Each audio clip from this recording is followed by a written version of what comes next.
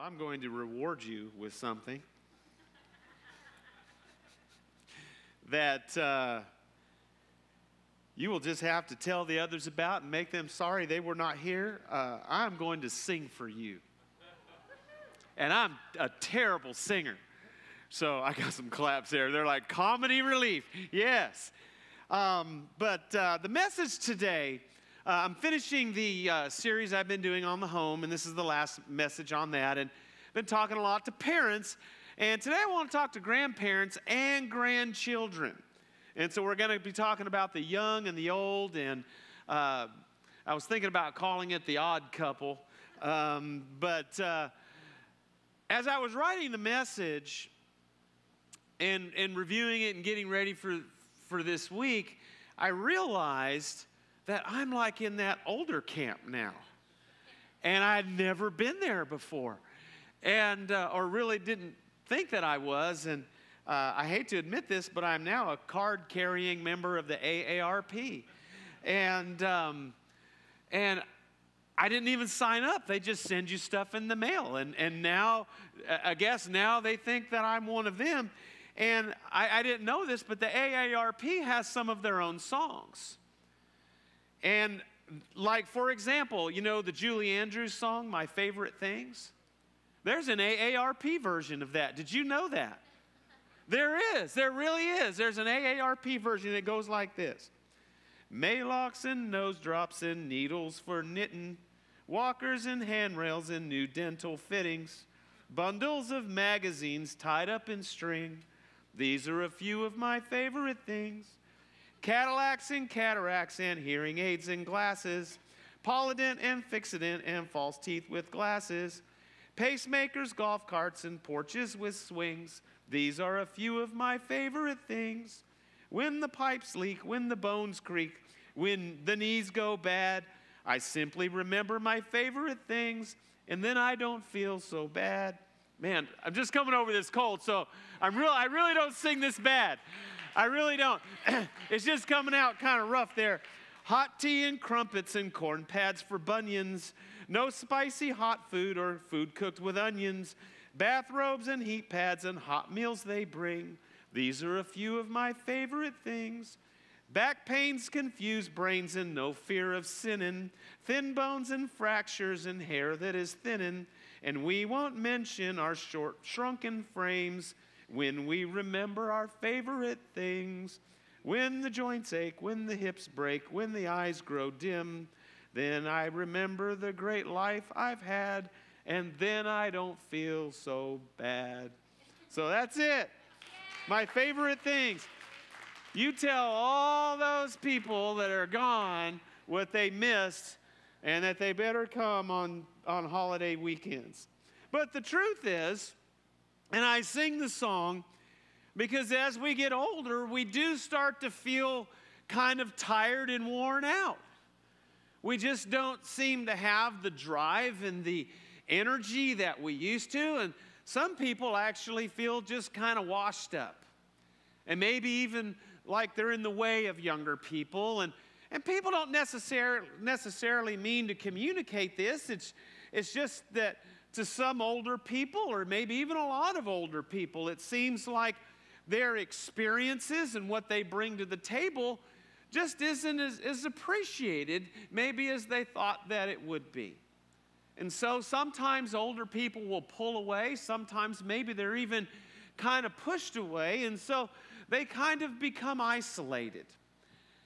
In fact, I have spoken with several older people, and most of these have been in rest homes, but some haven't. And they will express that they just feel kind of all used up and they're just waiting to die. That life has lost its luster and there just doesn't seem to be that much to get excited about anymore. And I don't know if you're aware of this. I mean, it makes sense when you think about it, but this is a relatively new phenomenon. The old and the new used to be a big part of one another's lives because generations grew up in the same household. And they all contributed to the collective family together. And everybody kind of had their roles. Like the young people, the children, they were responsible to grow and to learn and then to contribute where they were able and when they were able. And the adults were responsible to be industrious and bring something into the household and manage the household and maybe, discipline the children and things like that. And the older people, the elders, that's when we used to have the term elders. The elders of the family were responsible to lead and to teach and to represent the family. And they were given positions of honor as they were responsible to kind of nurture the family and the values of the family and the traditions and the heritage of the family. And this is the way most societies around the world have been structured for millennia until we get to the modern West. And our culture, our society, has removed elders from the home. And for that, we are poor. We are poor, our children are poor, and our seniors are poor because of this. And we need each other, especially the young and the old. Having older people in their lives helps younger people in several significant ways. And by the way, I'm going to be talking a lot about grandparents and grandchildren, but the way our society is structured, maybe we need to find surrogates, because families move away from each other, and you have, grandparents on one side of the country and grandchildren on the other side of the country. But really the point here is that children and seniors need each other. And there are some very significant things that they bring to the table. And again, having younger people in the lives of older people helps in several significant ways. For example, for the young person, it gives them someone who loves them, that has available time to spend with them without all the demands and the pressures that often come from life, with someone who's in the middle of a career. Second, it gives them access to needed wisdom and life experience as they try to find their way in the world. It gives them roots and a generational perspective and teaches them to honor their heritage and the traditions of their family and their people. And finally, it gives younger people acceptance and value as they are made to feel special. Likewise, having young people around helps older people too. It gives them a sense of honor and a legitimate purpose in life that brings a whole new sense of significance. It gives them energy and vitality as they're challenged to keep up with all of the activities and the goings-on of younger people. It gives them great pride and joy to watch those grandchildren or those young people in their lives grow and develop and succeed. And finally, it gives them love as they feel wanted and needed in ways that they could not have imagined. And I know that not every family is able to experience these things that I'm talking about, and maybe this is rather ideal and maybe even unusual in our day and time. But I do believe it's something that we should pursue, and I believe it's something the Bible teaches that we should pursue. Now, amazingly, the Bible doesn't talk a lot directly about grandparents and grandchildren, or at least not in using those terms. Like if you do a word search of the Bible of grandchildren and grandparents, you will find those words in there, but not like a lot. And what happens is the ideas are in there, the concepts are in there, but they use different terms.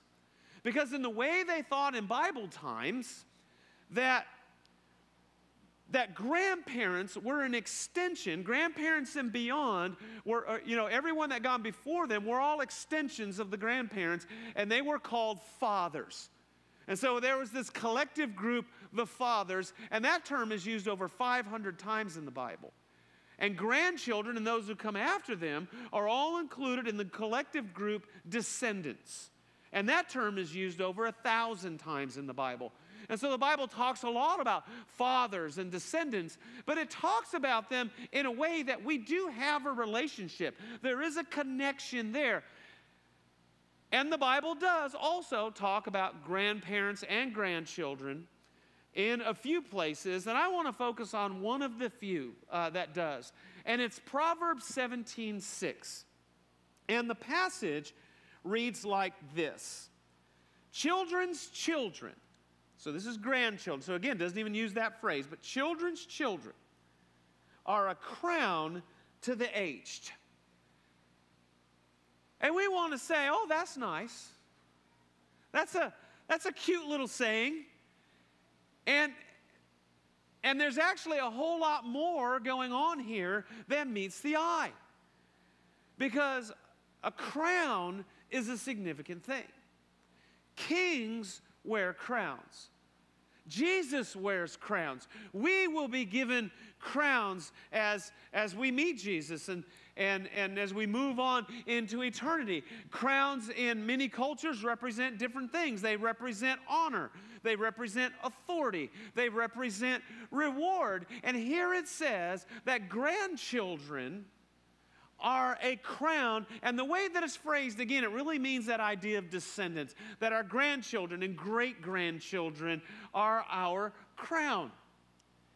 And I don't know about you, but now that I'm getting older, it seems to me, and I'm starting to realize more of what this passage means and what it's talking about, because at my point in life, or my stage in life, I'm thinking, I can't think of a better crown to inherit in this life. And that having happy, healthy, successful, well-adjusted, spiritual, godly children, grandchildren, and great-grandchildren is becoming far more important to me than my own health and my own wealth and success and all of the things that I've been striving for all these years. Now these dreams are being projected onto my descendants, my children, grandchildren, etc. So let's take a look at this passage and this idea of the crown and how this crown works in the way of grandparents and grandchildren. And I've already kind of given away my outline, and that's the idea that crowns bring honor and authority and reward. So let's start with honor. A crown brings, or grandchildren. And I would like to think that the passage is inferring the idea of having happy, healthy, well-adjusted, godly grandchildren. Bring honor, to grandparents.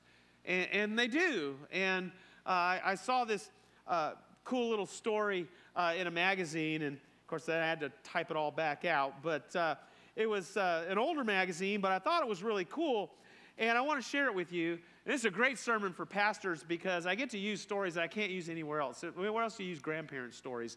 But this is a cool grandparent story, and I loved it. And so what happened was a teacher asked her class of children, and I think they were like, third graders, second graders, somewhere around in there, to write a story about what they did on their spring break. And here's what one of the children wrote. We always used to spend the holidays with Grandma and Grandpa. They used to live here in a big brick house, but I think it was Christmas break. So they used to live here in a big brick house, but Grandpa got retarded, and they moved to Arizona. Now they live in a place with a lot of other retarded people. They live in a tin box and have rocks painted green to look like grass. They ride around on big tricycles and wear name tags because they don't know who they are anymore. They go to a big building called a rec center, but they must have got it fixed because it seems all right now. They play games and do exercises, but they don't do them very well. There's a swimming pool too, but they just jump up and down in it with their hats on. I guess they don't know how to swim. At their gate, there's a dollhouse with a little old man sitting in it, and he watches all day so that no one can escape. Sometimes they sneak out, and then they go cruising in their golf carts. My grandma used to bake cookies and stuff, but I guess she forgot how. Nobody there cooks. They just eat out, and they eat the same thing every night, early birds. Some of the people can't get past the man in the dollhouse to go out. The ones who do get food, and they bring it back to the rec center, and they call it potluck. My grandma says that Grandpa worked all his life to earn his retardement and says I should work hard so that someday I can too. When I earn my retardement, I want to be the man in the dollhouse. Then I'll let the people out so they can go visit their grandchildren. Honestly, any grandparent would be proud to have that paper written about them. And you know that if you're a grandparent, you have that, you're going to be showing it to everybody you know. First, to show how smart and cute and adorable your grandchild is. Second, to show that your grandchildren actually came to visit you. And then third, to show that when they did visit, they had a good time and they want to come back. And so this idea of having loving, smart, successful grandchildren, it brings honor to grandparents. And in that way, they are a crown. As we progress through this idea of what a crown is, we move to this idea that crowns not only bring honor, but they also carry with it authority. And honor, here's the way this works, I think. Honor brings respect, and respect brings authority. And authority means that our wisdom and our experiences are valued and appreciated. And when our wisdom and our experiences are valued and appreciated, then we can speak into the lives of our grandchildren and the young people that are in our lives, that we have an opportunity to teach and maybe even to mentor them. And it's been my experience that grandparents often have an easier time mentoring children than do parents. And I've seen this in my own family. For example, my father-in-law, Walter, intentionally mentored my nephew, Anthony. Walter didn't grow up with a father around, and so when Anthony's father wasn't around, Walter decided that he was going to take Anthony under his wing, and he was going to mentor him. And so he picked Anthony up from school every day because his mom worked, and he would help Anthony do his homework, and he would take him to ball practice, and he would go to all his games, and he was pretty much there all the time when Anthony was free because he didn't want Anthony to be home alone. And this happened all the way through school. And Walter, and we had conversations about this. He was very concerned about Anthony not having a father around, and so he wanted to teach Anthony what it was to be a man. And he taught him concepts like honor and respect and hard work and to have good values and the importance of family and what it is to be a husband and what it is to be a father. And this wasn't always easy because Anthony struggled. You know, as a lot of kids from single parent homes sometimes do, Anthony had just different things going on in his life that made it hard for him. And he struggled in school, and he didn't always do well in school, and he had trouble making friends, and there were a lot of signs that he was a kid who might be headed for trouble. But the thing is, Anthony never got in trouble because Walter had great authority in his life. And Walter was able to speak into his life, and he was able to be there. And when Anthony started to stray a little bit, I mean, if he needed someone to talk to him, if he needed discipline, if he needed encouragement, whatever it was, Walter was there, and he made that happen. And Walter passed away when Anthony was around 18. But that was enough time for him to spend with Anthony to help shape him into a fine young man. Anthony's about 30 years old today, and he's doing outstanding. He's doing very, very well. And I just know, because I know that family, I know how Anthony grew up, I knew the situation that he was in, I know Anthony, his personality. I just know that where Anthony is today is a testament to his grandfather. And we see this kind of relationship again in Scripture. So I'm going to break out another grandparent passage. And it's in Deuteronomy chapter 4, verse 9. And it's talking about grandparents and grandchildren. It says this, only be careful and watch yourselves closely, so that you do not forget the things your eyes have seen, or let them slip from your hearts as long as you live. Teach them to your children and to their children after them. Now notice there's several things going on in this passage. You know, it's talking about this idea of authority and parental authority and grandparental authority and how we use that authority and kind of how that works. And the first thing it says is be careful. Watch yourselves closely. What the passage is saying is that this is a significant thing. This is something that's important. This is something that we need to be very intentional about, that we can't allow to slip from our lives.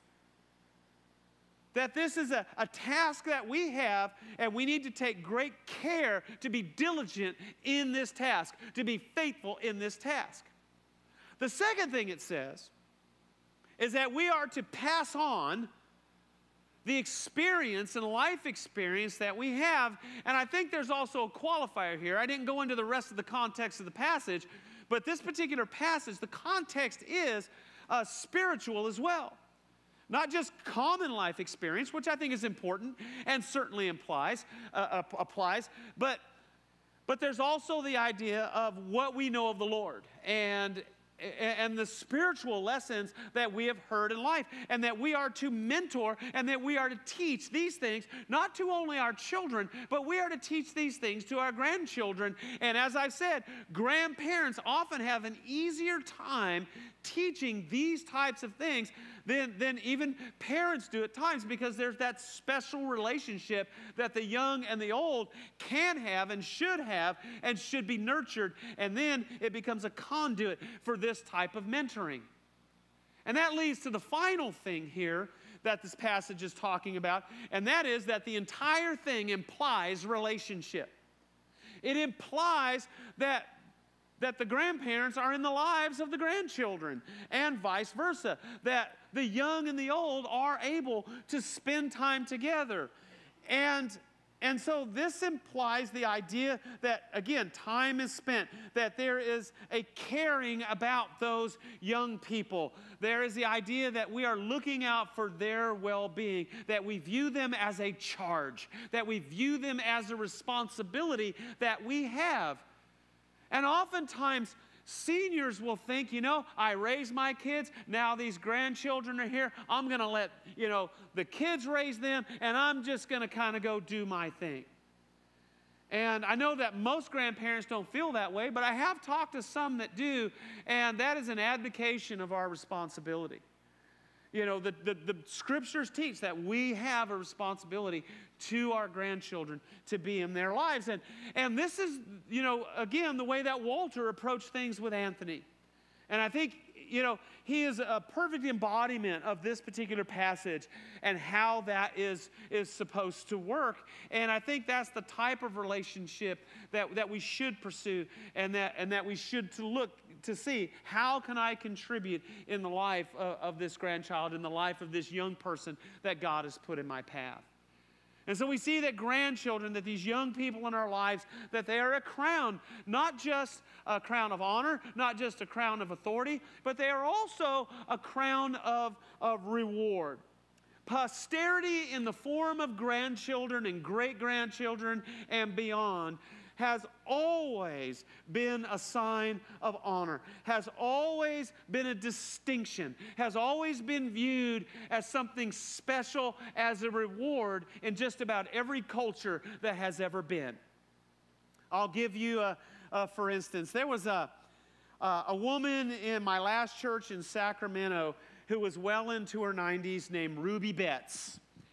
And Ruby had a lot of spunk, a lot of spirit. And sometimes you meet, older people like that. And she was not one of those who'd given up on anybody. I mean, honestly, she was really kind of a rascal. She was an Okie from Oklahoma, and kind of country, but and again, let me kind of share with you a little bit about who Ruby was and her personality. Ruby hated possums. And she lived out in the country. Her son had about probably 20, 30 acres out in a horse community there. And she had a little granny unit off to the side, probably, 200-300 yards away from the main house. It was kind of her own thing. It was all nicely landscaped and everything. And she had a nice big porch. And for whatever reason, the possums in the community felt that Ruby's porch was the place to gather. And so she'd get these possums under the porch. Now remember, this woman is in her 90s. And she would get so irritated and so upset there was a possum under her porch. And so she would crawl under the porch with her cane, and she would corner the possum, and she would start clubbing the possum until she would kill the possum. She would grab the possum out by the tail and take it out and throw it over the fence. This didn't happen once. This didn't happen twice. It happened on pretty much a weekly basis. I don't know why the possums kept going under her porch, but every single week at church, I would ask her, I'd say, "Hey, Ruby, have any possum troubles this week?" And she'd go, "Oh, yes, I did." And I'd say, "Well, did you let them have it?" "Oh, I got them." And she'd go into this story about how she crawled under the porch with her cane and just starts beating these possums, And it was the funniest thing ever. And then after the possum story, she would invariably start going into stories about her grandchildren and her great-grandchildren. And here's the thing about Ruby. She had 7 children, 25 grandchildren, and she was at 50-something plus when I left at that time. She had this huge family. And she told everybody, she knew everything about all of them and what they were doing and the schools they went to and the achievements they had. And,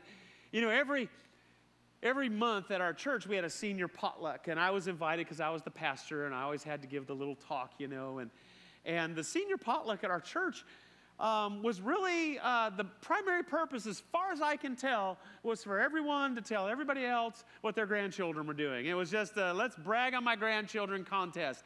And Ruby was always really quiet, and she would just sit there and she'd let everybody talk. And then everybody knew it was Ruby's turn. And then she would go on, and I'd always have to stop her after like 20 minutes so that I could get my talk in, because I usually have something else I needed to go do or whatever. But here's the thing. As much as Ruby talked about all those grandchildren and great-grandchildren, no one ever begrudged her of that. Not even the other seniors who Ruby outdid with her stories every single time. No one ever begrudged her that, because those children and those grandchildren were her glory. In this context, they were the stars in her crown. And it was a source of great pride for her. And I don't even think listening to her in a negative way. They were her pride and joy. And I think the Bible teaches that's okay. That this idea of descendants, which are the grandchildren and the great-grandchildren and beyond, that is something that's desirable. That's something that's honorable. That's something that speaks of us and who we are, and it is a tremendous reward. Remember the covenant with Abraham, and which defines pretty much the entire Old Testament. And the covenant with Abraham, there's a couple of things. But in Genesis 15:5 we read, he took him outside and said, this is God speaking to Abraham, he took him outside and said, look up at the heavens and count the stars, if indeed you can count them. Then he said to him, so shall your offspring be. Genesis 22:17 and 18, I will surely bless you and make your descendants as numerous as the stars in the sky and the sand of the seashore. And through your offspring, all the nations on earth will be blessed because you have obeyed me. When Abraham heard that, you know what he heard? Reward. That God was honoring him in this way, and that this was something extremely special. And so our grandchildren are our crowns. They are crowns of honor. They are crowns of authority. They are crowns of reward in our lives. And again, I'll go back to the beginning. I know that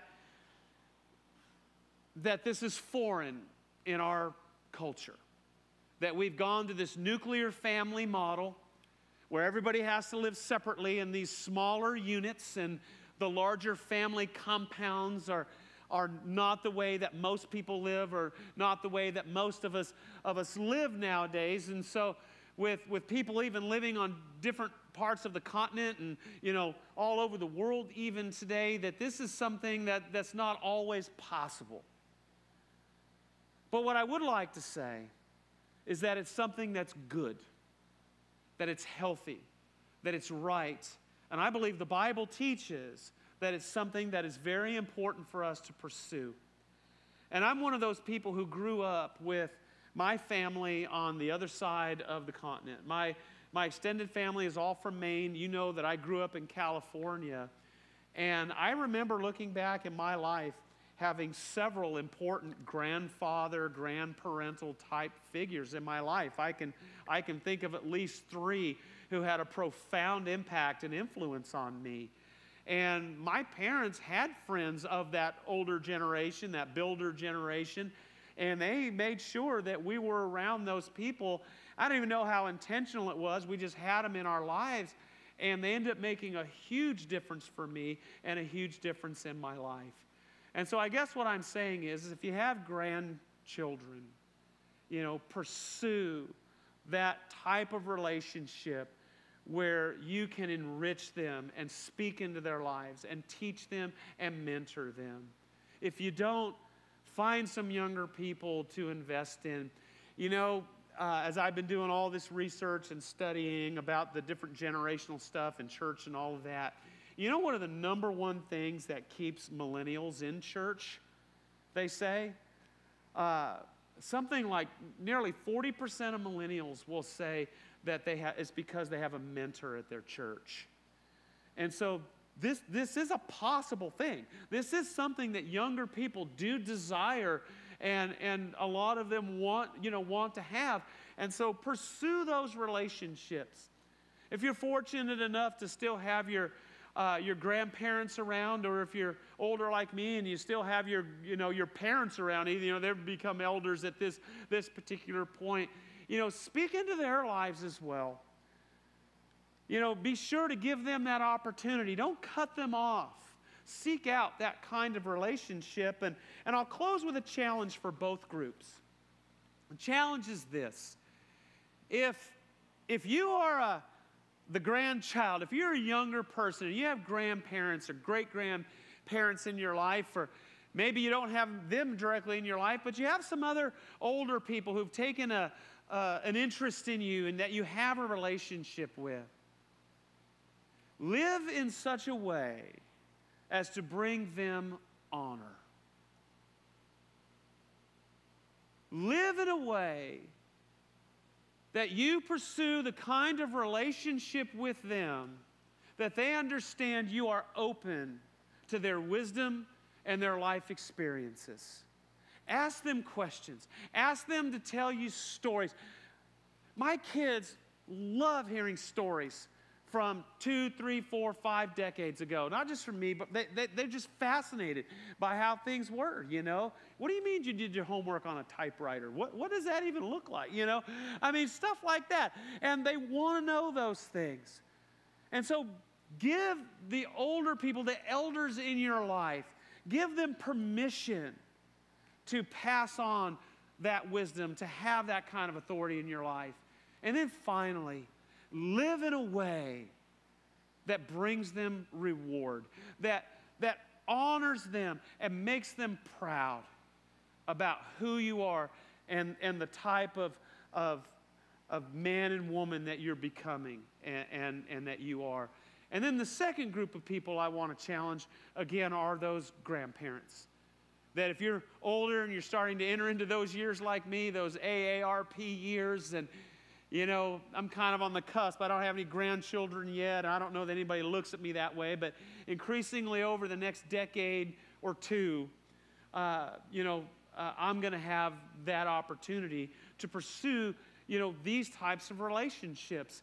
And I want you to see it as an opportunity and a response. It's a scriptural responsibility to pass on our values and to teach and mentor those younger people in our lives. And so be intentional about that.